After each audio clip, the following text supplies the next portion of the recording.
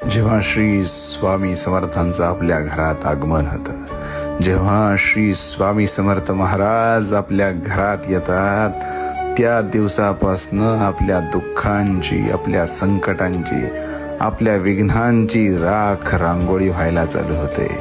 महाराज आपल्याकडे बघतात, महाराज आपल्याकडे दृष्टी टाकतात आणि सांगतात, तुझ्या मागं कोण नव्हतं, तुझ्या मागं कुणी नव्हतं, म्हणून तुझ्या घरात आलोय.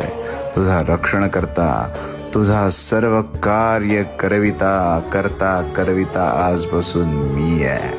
माझी सेवा करत राहा. ह्या सेवेचं फळ तुला एक दिवस असं मिळेल की तुलाच उमगणार नाही की तू काय मिळवलंयस. सगळ्यांना मिळवण्यापेक्षा मला मिळव. मी सदैव तुझा रक्षण करता होईल. श्री स्वामी समर्थ.